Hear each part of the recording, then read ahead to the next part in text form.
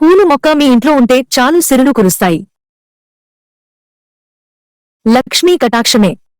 మందార పువ్వు అందంగా ఉండటమే కాకుండా ఔషధ గుణాలను కూడా కలిగి ఉంటుంది. ఈ పువ్వు వల్ల మనం చాలా ప్రయోజనాలను పొందవచ్చు.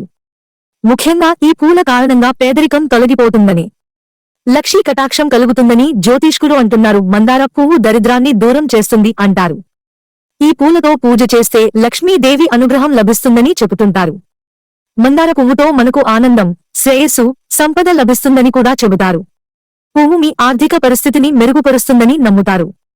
శుక్రవారాల్లో గణేశుడు, దుర్గాదేవికి 5 మందార పువ్వులతో పూజ చేసి వాటిలో ఒకదానిని మీరు డబ్బు ఉంచే ప్రదేశంలో ఉంచండి.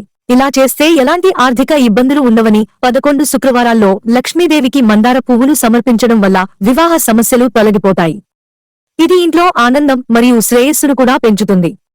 అదే సమయంలో ఇంట్లో ఎర్ర మందారం మొక్క నాటడం వల్ల ఎండ దెబ్బతినకుండా ఉపశమనం పొందవచ్చు. మందార పువ్వును లక్ష్మీదేవి మరియు హనుమంతునికి సమర్పించండి. ఇది మీ పేదరికాన్ని తొలగిస్తుంది. మందార పువ్వు అనేక రంగులలో ఉంటుంది. శుక్రవారాల్లో మీ ఇంటికి సమీపంలోని ఆలయానికి వెళ్లి దుర్గకు ఎర్ర మందార పువ్వును సమర్పించండి. దీనివల్ల ప్రయోజనాలు కూడా ఉన్నాయి. వాస్తు ప్రకారం పెడితేనే మంచి ఫలితాలు వస్తాయి.